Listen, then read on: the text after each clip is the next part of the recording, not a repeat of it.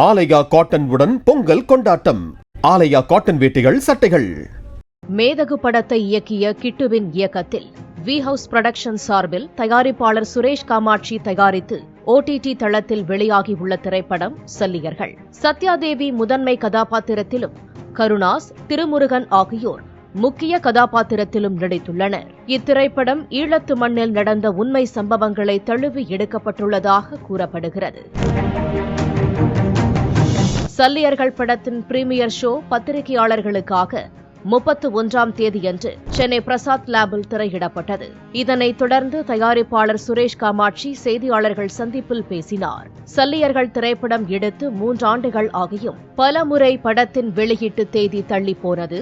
ஆனால் இந்த வாரம் பெரிய திரைப்படங்கள் எதுவும் திரையரங்குகளில் வெளியாகாததால் தற்போது வெளியிட திட்டமிட்டிருந்தோம். ஆனால் வெறும் 27 தியேட்டர்கள் மட்டுமே கிடைத்துள்ளதால் படத்தை OTTயில் வெளியிடுவதாக சுரேஷ் காமாட்சி தெரிவித்தார். இது நான் ஒரு 3-4 முறை தியேட்டர் போட்டு கேன்சல் பண்ணியிருக்கேன். அதாவது டேட் போட்டு சேஞ்ச் பண்ணியிருக்கேன். காரணம் என்னென்னா சரியான திரையரங்குகள் கிடைக்கலன்றதுனால கேன்சல் பண்ணியிருக்கேன். இப்போ கடைசியாக இந்த வாரம் எந்த படங்களும் பெரிய படங்கள் இல்லை, அடுத்த வாரம் ஜனநாயகன் பராசக்தி வருதுன்றதுக்காக இந்த வாரத்தை செலக்ட் பண்ணி இந்த வாரத்தில் இந்த படத்தை முயற்சி பண்ணி கொண்டு வந்திருக்கேன். இப்போ கடைசி லாஸ்ட் மினிட்ல என்னென்னா ஒரு வருத்தமான செய்தி, இந்த படம் நாளைக்கு திரையரங்களை கொண்டு வர முடியல. காரணம் என்னென்னா 27 தியேட்டர் தான் கொடுத்துருக்காங்க. குறிப்பாக இந்த மண்ணில் PVR கார்ப்பரேட் பிசினஸ் செய்கிறார்கள். சல்லியர்கள் திரைப்படம் இந்த மண் சார்ந்த திரைப்படம். அப்படி இருக்கும்போது சல்லியர்கள் படத்தை புறக்கணிப்பது ஏன் என தெரியவில்லை. கர்நாடக மாநிலத்தில் மண் சார்ந்த படத்திற்கு PVR திரையரங்கு கொடுக்கவில்லை என்றால் என்ன நடக்கும் என்பது உங்களுக்கே நன்றாக தெரியும். ஆனால் நம் பெருந்தன்மையை அவர்கள் முட்டாள்தனமாக நினைக்கிறார்கள் என்று அவர் தெரிவித்தார். 27 ஸ்கிரீன், அதாவது 27 ஷோ, ஓவரால் தமிழ்நாடு பூரா 27 ஷோ தான் இந்த படத்துக்கு கொடுத்துருக்காங்க. அதுக்கு என்ன காரணம் சொல்றாங்கன்னா, சின்ன படங்களுக்கு திரையரங்குகள் கொடுக்க முடியாது, இவ்வளவுதான் கொடுக்கலாம் அப்படின்றது மாதிரி ஒரு காரணம். அதுவும் பர்டிகுலரா PVRல ஒரு ஷோ கூட கொடுக்கல. PVR இந்த மண்ணில் அவங்க ஒரு கார்பரேட் இங்கே பிஸ்னஸ் பண்ணுறாங்க. இந்த மண் சார்ந்த ஒரு படம், இதுக்கு அவங்க தியேட்டர் கொடுக்க மாட்டேன், இது அந்த படம் கொடுக்க மாட்டேன்னு பர்டிகுலராக புறக்கணிக்கிறது ஏன்னு எங்களுக்கு தெரியல. எதனால் புறக்கணிக்கிறாங்க? இப்படி ஒரு படம் வேறு மாநிலங்களில் அந்த மண் சார்ந்து எடுத்த படத்துக்கு, இப்போ கர்நாடகாவிலே அந்த மண் சார்ந்து எடுத்த படத்துக்கு PVRல ஷோ கொடுக்கலன்னு சொன்னால் என்ன நடக்கும்னு உங்களுக்கு பத்திரிகையாளர்களுக்கு தெரியும். பட் நம்மளுடைய பெருந்தன்மையை இவங்க முட்டாள்தனமா நினைக்கிறாங்கன்னு நினைக்கிறேன். இங்குள்ள தயாரிப்பாளர்கள் சங்கங்கள் இதையெல்லாம் கண்டுகொள்வதில்லை என குற்றம் சாட்டிய சுரேஷ் காமாட்சி, தேர்தல் வந்தால் மட்டும் 1 கோடி ரூபாயை தூக்கிக் கொண்டு பொறுப்பிற்காக வந்துவிடுவார்கள், ஆனால் அவர்கள் ஒன்றும் கிழிக்கவில்லை என ஆவேசமாக தெரிவித்தார். ஒவ்வொரு டைம் வரும்போது ஒருத்தர் வர்றா, 1 கோடி 2 கோடி தூக்கிட்டு வர்றான். நான் தலைவராக நிற்கிறேன், செயலாளர் நிற்கிறேன், பொருளாளர் நிற்கிறேன். என்னடா கிழிச்சிங்கன்னா ஒன்றும் இது வரைக்கும் பதில் இல்லை.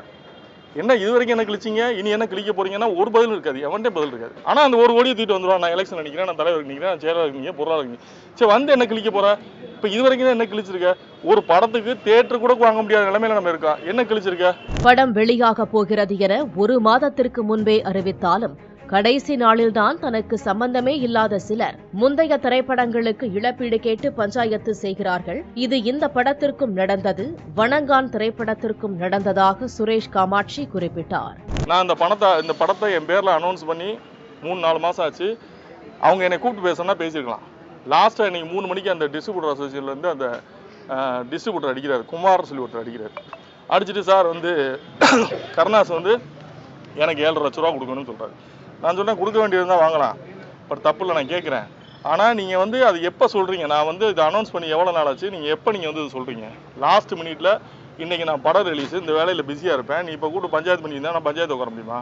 இது தானே முன்னாடியே நாங்கள் அனௌன்ஸ் பண்ணுறோம். நீ பிரச்சனைனா முன்னாடியே சொல்லணும்ல. சொன்னேன்னா உட்காந்து பேசி செட்டில் பண்ண போகிறோம். லாஸ்ட் மினிட்ல இன்னைக்கு ஈவினிங் படம் நாளைக்கு ரிலீஸ் தெரிஞ்சு இன்னைக்கு ஈவினிங் கூப்பிட்டு உட்காரப்பியா நீ அப்படின்னு கேட்கும்போது, சரி அதையும் தாண்டி நான் என்ன பண்ணுறேன், சரி இந்த பிரச்சனையை சார்ட் அவுட் பண்ணுவோம்னு சொல்லிட்டு நான் கருணாசன்கிட்ட பேசுகிறேன். கருணாசன்கிட்ட பேசும்போது கருணாசன் என்ன சொல்கிறாரு, அந்த பணத்தை கொடுத்துட்டார். ரமேஷ்னு ஒருத்தர் செட்டில் பண்ணி அக்ரிமெண்ட் வாங்கிட்டார், லெட்டர் வாங்கிட்டார். அந்த ரமேஷ் அவர் இன்னொருத்தர் கொடுக்கல, அவங்களுக்குள்ள 2 பேரும் பார்ட்னருக்குள்ள பிரச்சனை போல. அதுக்கு அந்த அந்த அந்த கோயம்புத்தூர் ஏரியாலே தேட்டர் கொடுக்கல. எவ்வளோ பெரிய ஐக்கியத்தனம் பாருங்கள். நாங்கள் படம் ரிலீஸ் பண்ணுறோம், ரிலீஸ் பண்ணால் எங்களுக்கு 90 நாள் பொறுத்து பணம் கொடுக்குறாங்க. ஏன் நீ என்ன கடனுக்கா போடுற? காசு வாங்கிட்டு தானே போடுற? ஒரு வாரத்திலே பணம் கொடுக்க வேண்டியதானே? ஏன் உங்களுக்கு 90 நாள் டைம் தேவைப்படுது தேட்டருக்கு? நாங்கள் வட்டிக்கு வாங்கி படம் பண்ணுவோம், நீ வாங்கி 90 நாளைக்கு ரோல் பண்ணிக்கலாம். நீங்கள் எங்களுக்கு எத்தனை பேருக்கு நீங்கள் GST கொடுக்க வேண்டியது இருக்குது? எத்தனை பேருக்கு நீங்கள் டிடிஎஸ் பெண்டிங் வச்சுருக்கீங்க? நீங்கள் கொடுத்துருக்கீங்களா எல்லாருக்கும்? அப்போ நீங்கள் எங்களுக்கு வர வேண்டிய பணத்துக்கு மட்டும் நாங்கள் கொடுக்கணும்னு சொல்லிட்டு 2013 கொடுக்க வேண்டிய படத்துக்கு இன்றைக்கி வந்து நீ கோயம்புத்தூரில் தேட்டர் கொடுக்க மாட்டேன், நீ நிப்பாட்டி வைக்கிற. எவ்வளோ ஐக்கியத்தனை அது? ஒரு படத்தை, ஒரு சின்ன படத்தை வந்து அப்போ அந்த ப்ரமோஷன் பண்ண காசை யார் கொடுக்குறது? இதுக்கு இந்த அமைப்புகள் என்ன பதில் சொல்லலாம்? நான் வந்து முன்னாடியே அனௌன்ஸ் பண்ணாமல் இன்றைக்கி திடீர்னு அனௌன்ஸ் பண்ணியிருந்தேன்னா நீ செய்கிறதுல நியாயம் இருக்குது. நான் முன்னாடியே அனௌன்ஸ் பண்ணிட்டேன், நீ முன்னாடியே என்கிட்ட கூப்பிட்டு சொல்லியிருக்கணும். உனக்கு பணம் வரணும்னா என்னை கூப்பிட்டு நீ சொல்லணும். இந்த மாதிரி பணம் கொடுக்கணும்னா நான் அதை பேசி சார்ட் அவுட் பண்ண போகிறேன். யாருக்கும் பணம் கொடுக்க வேண்டியது, யாரும் ஏமாற்ற வேண்டியது இல்லை. ஆனால் அதில் ஒரு எத்திக்ஸ் இருக்குல்ல. நீ ஏன் கடைசி நிமிஷத்தில் பஞ்சாயத்து வைக்கிற? அப்போ நீ உங்களுக்கு டிஸ்ட்ரிபியூட்டருக்கு யாருக்குமே பணம் வரணும்னா உடனே கூட பஞ்சாயத்து வந்து படத்தை நிப்பாட்டுவீங்க.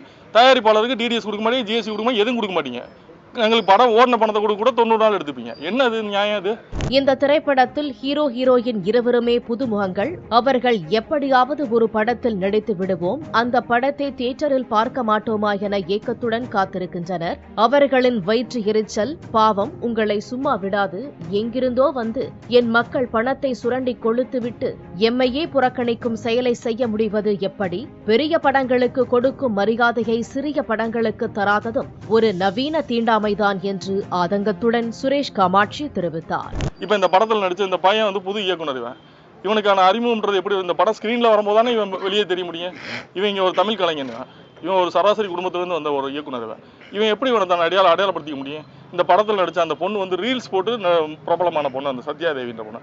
அந்த பொண்ணு இந்த படத்தில் நல்லா நடிச்சு நீங்கள் பார்த்துக்க. இந்த படம் நான் உங்களுக்கு போட்டது காரணமே இது தவறான படம் இல்லை, இது இந்த படத்துக்கு தேட்டர் கொடுக்குறதுக்கு தகுதி இல்லாத படம் நீங்கள் சொன்னீங்கன்னா நான் அதை ஒத்துக்கு நான் போயிடுவேன்.